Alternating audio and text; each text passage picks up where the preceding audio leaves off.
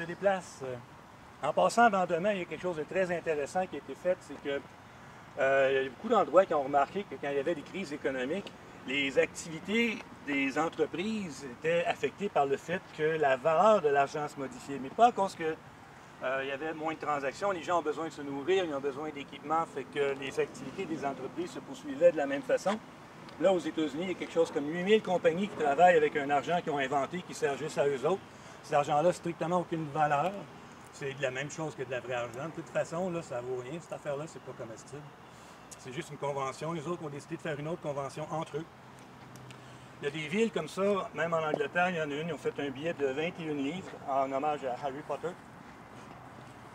Fait que tu as un billet de banque qui vaut 21 livres, tu peux t'en servir pour faire des transactions. Et ces transactions-là sont toujours locales parce que le billet, il appartient à la municipalité, il est dans une municipalité assez grande. Fait que si moi, par exemple, j'ai un bistrot, j'ai besoin d'acheter des tables, ben je vais acheter le bois à un commerçant local pour passer mes billets de 21 livres. Le commerçant va donner le bois à un ouvrier local qui va faire les tables et là, on va amener ça à mon bistrot. Puis, vu que mon bistrot, ben, j'accepte les billets de 21 livres, ben, tout le monde que moi j'ai payé avec mon billet de banque, eux autres vont venir le boire chez moi. Voilà.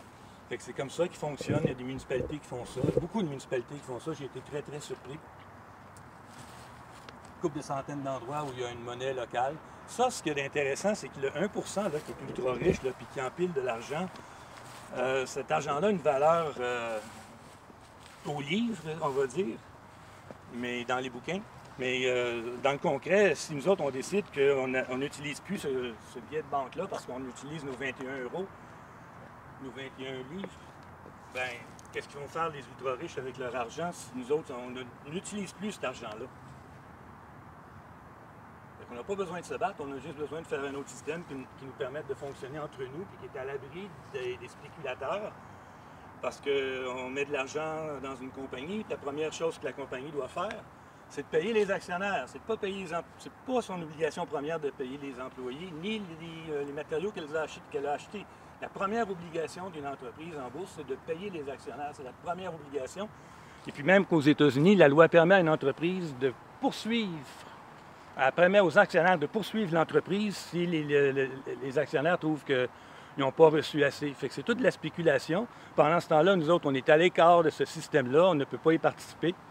Malgré tout, nos taxes, nos impôts sont redistribués, qu'on le veuille ou non, dans des achats faits auprès de ces grosses entreprises-là. Hein, le chat, qu'est-ce que t'en dis? Fait que, marche un peu. Amène-moi à Rome. Fait que ça permet au 1% qui est déjà ultra riche de continuer de s'enrichir et de mettre cet argent-là dans des paradis fiscaux. La majorité des pays qui utilisent de l'argent conventionnel qui est à cours légal partout sur la planète, la majorité de ces pays-là ont des lois d'impôts qui permettent aux ultra-riches de très, très, très bien s'en sortir. Il y a souvent des réductions d'impôts. Je pense que c'est Donald Trump qui a réussi à faire ça dans son mandat la dernière fois sans que ça paraisse trop. C'est quelque chose comme 300 milliards de dollars, 300 000 milliards de dollars qui a été redistribué parmi les ultra-riches. J'ai vu ça passer justement dans le documentaire qui s'appelle Demain. Non, c'est pas là. Je sais plus. C'est pas dans le film de documentaire Demain. Ah, c'est un documentaire que j'ai regardé qui est les pires actions commises par le gouvernement Trump et qui n'ont pas été détectées. C'est un petit documentaire de 15 minutes à peu près. Dans le chat.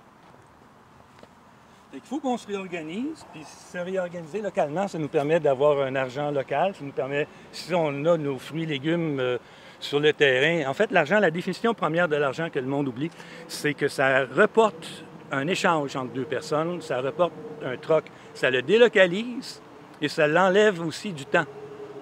Je peux avoir un troc avec quelqu'un puis utiliser le résultat de cet échange-là seulement l'année suivante si ça me tente. Et je ne suis même pas obligé d'aller refaire le troc avec cette même personne-là. Je peux me déplacer dans un territoire et reporter avec les gens du même territoire une transaction que j'ai faite à un moment avec d'autres mondes. C'est ça la définition de l'argent.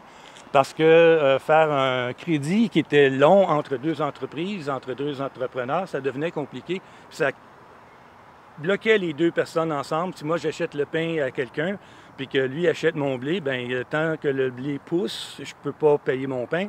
Fait qu'il faut faire un système de suivi là-dedans. Il faisait ça avec des traces sur l'écriture à la base. Ça a été développé pour faire la comptabilité des échanges marchands comme ça. Et l'argent, ça a été de détemporaliser l'échange entre deux personnes et de délocaliser l'échange entre deux personnes. C'est comme ça que l'argent est arrivé. Alors, c'est juste une convention. Puis si on décide de convenir à autre chose, nous autres, de toute façon, bien, on peut. On a juste à le décider, on a juste à le faire. C'est comme ça que les lois ont été faites. Les gens ont décidé qu'on faisait les choses d'une certaine façon, puis c'est comme ça qu'on s'est établi, puis qu'on a ritualisé nos transactions, nos façons de faire. Le chat aime l'ombre. On va terminer là-dessus. John Pete Bobo signing off. Il faut s'organiser, il faut penser. Gmail, Hotmail. Salut!